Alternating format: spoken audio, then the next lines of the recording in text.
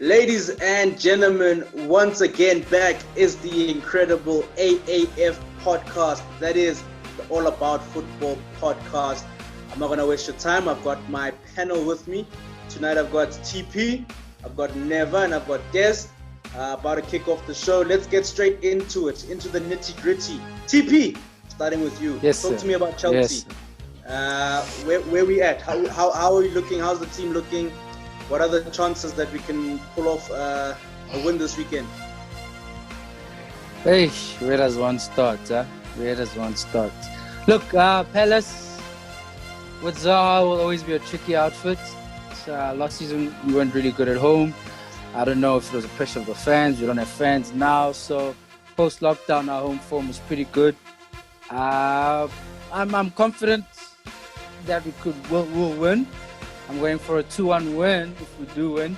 However, it won't be an easy game. Like, we'll scrape through that win. It won't be an easy win. Like our first game against them last season, I think we won 2-0 at home. But yeah, I'm thinking it's going to be a scrappy game. But somehow Havertz and Werner will be the difference. Talk to me about those two. In fact, let's talk about the optimum lineup, because Frank has been tinkering a bit. TP, tell me, what do you think the front three should look like? If you have ideas of the middle just behind them, how should we line up to get the most out of the Chelsea team to put a threat to Crystal Palace? So obviously our lineup, when we start, the first name of on the list is Mount, as we all know, Frank's boy. So we need to fit everyone else around Mount. That's how it's looking. However, it's so tough, because Palace will play a low block. Werner doesn't play too well against a low block. So I'm hoping we play him out wide. He played well in the first half against Spurs midweek game, the Carabao Cup, playing out wide, drifted in the second half. But let's go with him up front with a Giroud or a Tammy. Tammy with these runs would be okay. But I'd like him to start with Tammy up front, Werner on the left. And I don't know how far Pulisic is, but I think Mount will probably play on the right. And if we can play Havertz as a 10 and hold with Kante and Kovacic. All right, let's see. Maybe it might prove fruitful. Let's move along quickly to Manchester City. Des, talk to me. It seems like they were found wanting in the last weekend. You guys covered that.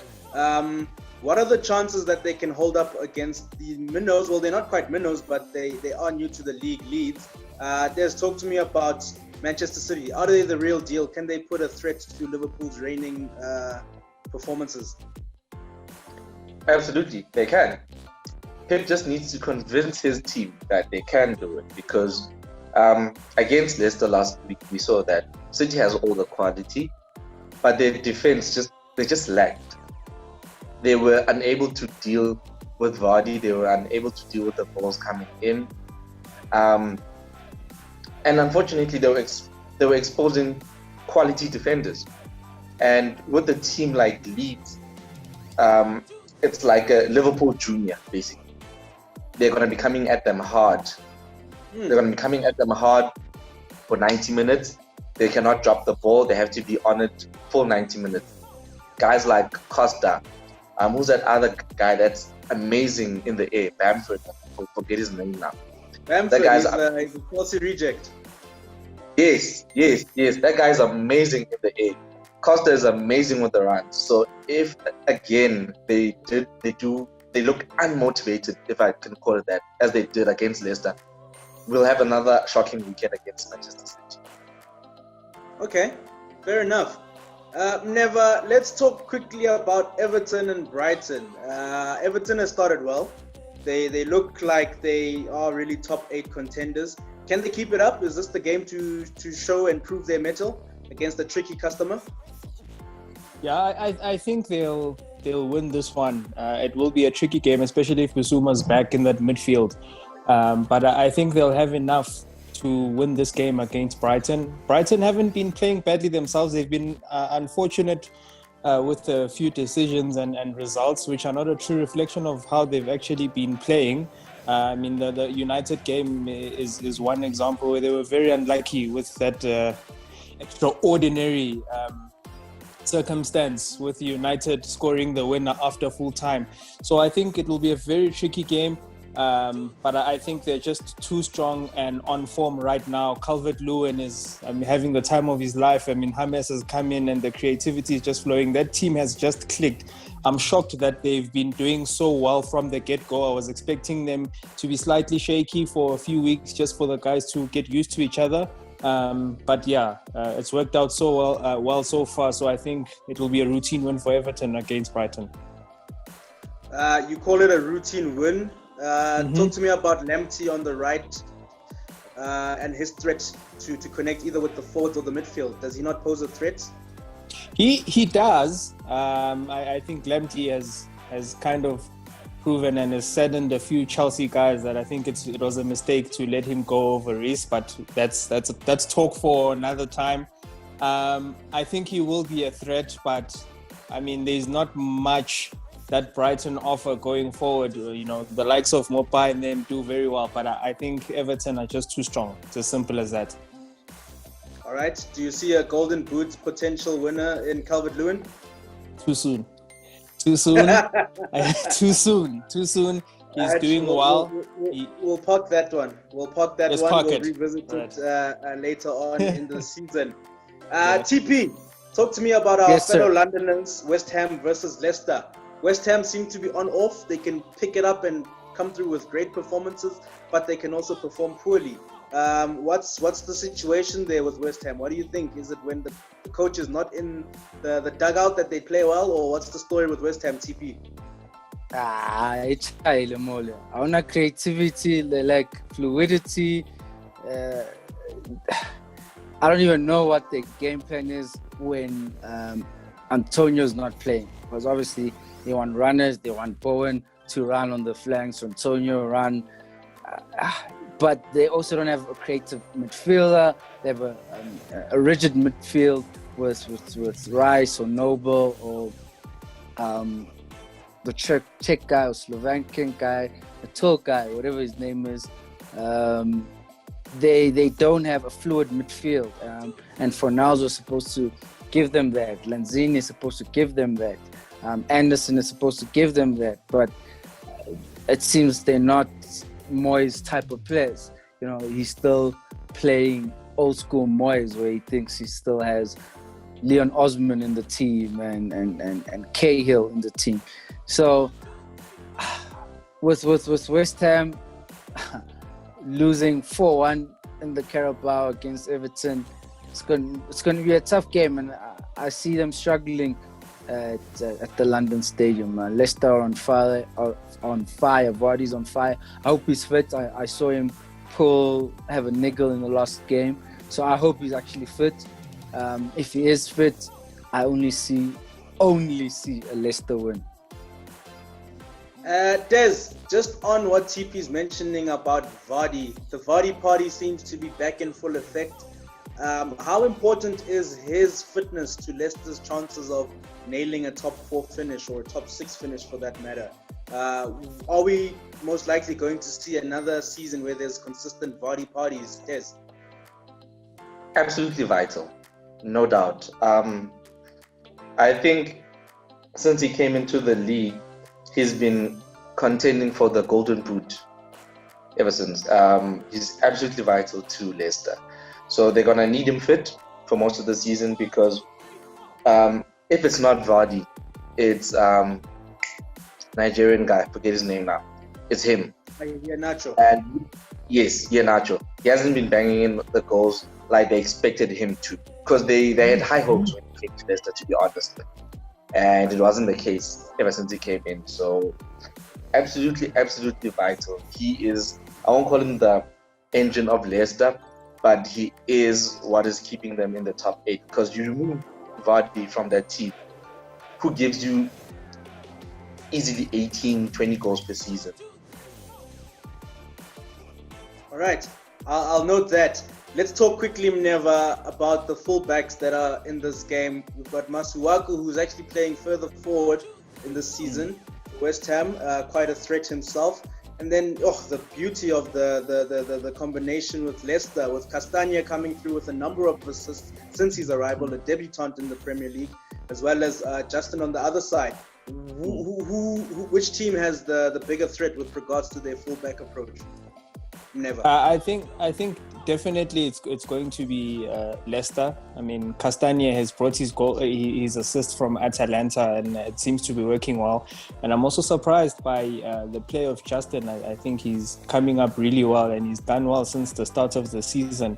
West Ham, it's been working out for them with Masuaku, and I think Fredericks is injured now, but their fullbacks have certainly been putting in a good shift. But I think Leicester are stronger only because they have someone lethal up front in Jamie Vardy, who makes sure he takes those chances, unlike Antonio, who will probably need to take 15 chances just to score one goal. So I think the Leicester fullbacks will be smiling more than the West Ham guys come the end of the game. All right, I'm going to stick with you, Mneva. Let's talk about Arsenal Sheffield, but let's touch on the Gunner wobble. How serious is the impact of the loss suffered to Liverpool, or is it something that was budgeted for, or what is the impact going to be? Do we see you guys coming back resurgent and fighting for the win against a struggling Sheffield? Yeah, I think we in our hearts we knew that we're still far behind a team like Liverpool, and I think we can take a lot of positives out of that game. Under normal circumstances, previously with Unai Emery, I think we would have gone to Anfield and we would have crumbled and gotten 5 or 6 goals. So I think we can take a lot of positives from that game. And I mean, if Laka took his chance in the second half, it could have been a draw. You never know. So I think, yes, we lost the game, but we walk out of there with our heads held high. And I don't think it will disrupt us going forward with the form that we have. I think we can be kind of happy with that performance, and we did deserve to lose, but I don't think we will struggle, especially against the Sheffield, who seem to not be clicking this season. Yeah, I'm glad you've raised it. Des, talk to me about Sheffield's troubles. Where can they look to fix it? Is it personnel? Is it structure? Are they fatigued from the run that they gave us last season? Where they at, Des? Let me be honest. I personally think that Sheffield has had tough 2 starting games. First game, they had to play 10 men for 80 minutes. And then the second game was also a tough match against... what was the second game? Okay, now it was a tough match though. But the first game, they had to play 80 minutes against Aston Villa. And now the third game, they have to face Arsenal. So I think it's still too early to say that they're struggling. Let's not forget that it's only their second season currently, the new boys. Last season, they had a stellar season. They shocked a lot of people. I don't think they'll do the same again this season, but they definitely won't be fighting for relegation. So this is going to be a fairly tough match for Arsenal against Sheffield. So I'm not going to say they're struggling. I'm just going to say they had tough 2 first games. All right, we'll park that one there. TP, talk to me about Mourinho, Jose Mourinho's Spurs versus Ole Gunnar Solskjaer's Man United. Seemingly Mourinho would have his tails up in the air. You'd be excited for clinching a win against Chelsea midweek. But talk to me about him and his chances against a United that seems to have a luck of the draw with regards to VAR and calls from the ref. It's a tough game to call. I don't think both teams have, started well. I think they're still finding their feet, trying to find solutions on how to actually approach the new season, especially with United. Where do they fit in Donny van der Beek? But I feel it's a game that's going to be won in midfield. I think whoever can control the midfield will win. I don't think both defenses are strong defenses, but it could be a dull draw. It won't be an entertaining blockbuster like back in the day. I think both teams don't want to lose. You lose another game against a big team you're off the pace, you know. So both teams will try not to lose instead of try to win the game. So I'm thinking it's going to be not too much of an entertaining draw, but just another game where Mourinho's tactics stifle Solskjaer, and could be a 1-1. Never. Talk to me about TP Razor, the midfield battle. Who might have the edge with regards to that, particularly when we look at the personnel that they have, the sort of strategies and structures that they use. Never. Who might have that edge for the midfield battle, as per TP's comments? Look, certainly, I think from a creative point of view, Man U have more to give. I mean, they have the likes of, they have Pogba, you've got Bruno, who are almost guaranteed to start. That's a lot of creativity.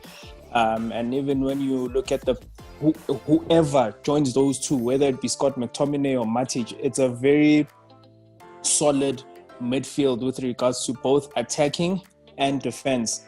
Whereas you look at a team like Spurs, and you look at how Mourinho usually sets up, you know, he likes sitting, as TP says, he doesn't like losing. So it's more a case of you need to shut the back door first, and then maybe you can score on the counter. So I think previously they went with Lo Celso, wings. But I think in this game you would need to have someone like Ndombele to try and counter the power of Paul Pogba. But it's a bit too early now, considering the fact that Spurs actually play tonight in the Europa League. So based on how the guys recover in that match, we could see a completely different midfield come the game on the weekend. All right, that's where we'll pocket for the EPL. I'm glad you raised the Europa. We've had the draws today for the UEFA and Europa, so I'm only going to focus on the UEFA. As we wrap up on the world, talk to me, guys, about who you think might be a dangerous sort of group to feature in. With you, TP. I saw Group H had Red Bull, Man U, PSG, pretty toxic. Number of other interesting outfits there. What's your call for a dangerous group, and how do you like the draw? Hey man, all I'm saying is let's enjoy the battle of the GOATs. Messi versus Ronaldo in the group stage. We'll see them play each other. Barcelona have Juventus. That's a big game that I'm looking forward to. Biggest game that I'm looking forward to. I think should be interesting to see Lazio come back after, I think, 13 seasons or something. I like how they played last season. Atalanta will always give us good football. But yes, definitely Group G with Juventus and Barcelona.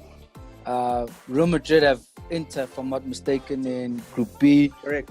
Good clash there. So, a couple of good matches. I'm looking forward to Chelsea and Sevilla. Hopefully, it will be a good match. Mendy will be going back to his former team. That's a story as well for him. Never. Talk to me about who you think are the pick of the draw in that intense draw for the UEFA group stage. I think we will enjoy Group D with Liverpool, Atalanta, and Ajax. I won't count Midtjylland as much, unfortunately, but I think those three teams will give us exciting games. But for me, the group of death is actually the last group with PSG, Man United and Red Bull. Red Bull made the semi-finals last season, and you've got the finalists as well in there. So I think for me, that is the group of death. So I'm looking forward to those. But obviously, the main one, as TP says, is just for us to enjoy seeing Messi versus Ronaldo. It can happen that this is the last time we get to see them. So I'm really looking forward to those two clashes between those two GOATs. All right, perfect. Des, I'm going to move on. Bayern Munich has proven that they're human beings. They can suffer defeat, and they caught quite a hiding. What are your thoughts on that? And obviously, they came back to take the win in the last game. But what are your thoughts on Bayern Munich and their chances of defending the European Championship, or are they just going to fade away throughout the course of the season? Des. Bayern's too strong. They have a lot of depth. to just fade away into the season. I think they were caught napping in that game. Shocked everybody, shocked me. I think a lot of people lost bets on that game, to be quite honest. They came back in the Super Cup. They showed their pedigree again, coming back and winning. And I think that's what they'll do this season. If you catch them napping, it's your lucky break. Let's call it that. It was your lucky break. It was your lucky day. Take your win. Don't beat your chest. This is an amazing team. From defense all the way up until attack, keep all the way. I don't see them slipping in any competition. They're definitely going to take the Bundesliga easily. I don't see Dortmund contending. I see RB is also doing quite well for themselves, but I don't see none of them contending for the league. Not against Bayern. All right, I'll note that. Gents, as you can see, I'm wearing my Madrid top. Let's talk about them. I'm mourning a bit, but let's see what your thoughts are. In 5 words or less, give me how you feel they can restructure their season, because they've had a bit of a sticky start. So 5 words or less, TP, is Madrid a contender in the La Liga? Where do they stand in the UEFA rather? 5 words or less, TP. UEFA, no chance. League, because Barca is struggling, maybe. 2-horse race always. So, yeah. All right. Neva, what are your thoughts? 5 words or less. La Liga always have a chance. UEFA, irrespective of form, don't count them out. And Des, your input. La Liga, as my counterpart says, they have a chance. UEFA, no chance. Not No chance. Wow. I'm the only one who's hopeful, and I'll keep rocking the Madrid jersey as far as possible. Right, that's it, ladies and gentlemen. Now we're at the end of the segment where I'm giving you the turkey of the week. 2 options. Please confirm for me who you feel is the turkey of the week. I was a bit unfair this time around, but I had to do it. The one option is Eric Dyer for leaving the field of play to go sit on his throne. Is he the turkey of the week for not controlling his stomach? Or is it B, Manchester City and their defense? So much money spent on that defense, and still they crumbled yet again to a Vardy Party. I'll start with you, TP. Who's your turkey of the week? Dyer or City's defense? Definitely Dyer. Dyer's a turkey. Maybe he was taking out a turkey during that game, but but yeah, he's definitely the turkey of the week on my side. All right, Neva, who's your turkey? For me, it has to be City's defense. That was a shocking performance by them. For me, it's City. Dyer redeemed himself by getting man of the match, so it's fine. I'll leave him. Right. Yeah, no. Let's leave him. He got man of the match. It's fine. I forgive him. All right, Des, who's your turkey of the week? Definitely City. By all means, the money they spent on their defense doesn't explain what happened over the weekend. Eric Dyer, I'll leave him. Showed true sportsmanship. He ran all the way to the toilet and back.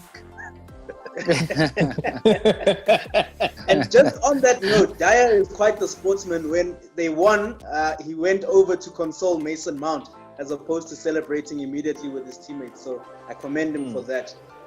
But yeah, thank you, gentlemen. That brings us to the end of this segment on the AAF. Maybe, hey, Lamptey, maybe they were eating together and he was actually telling Woodsy that, hey, what you gave me last night, what we ate last night in Kawati, just to put it in there. Okay, perhaps that might be the reason. So yeah, he's just doing the right thing. He's doing the right thing like Spike. But yeah, that brings us to the end of this segment, the AAF podcast. That is the All About Football podcast. Like, comment, subscribe. Give us your comments. Check out the team of the week submitted by our comrade Elaine. Give us your comments on that. Quite a controversial pick, but we'll be uploading another team of the week after the weekend's games, and you can like, comment, dislike, whatever. Give us your views. Gentlemen, thank you as a panel. This is once again the AAF podcast, signing out.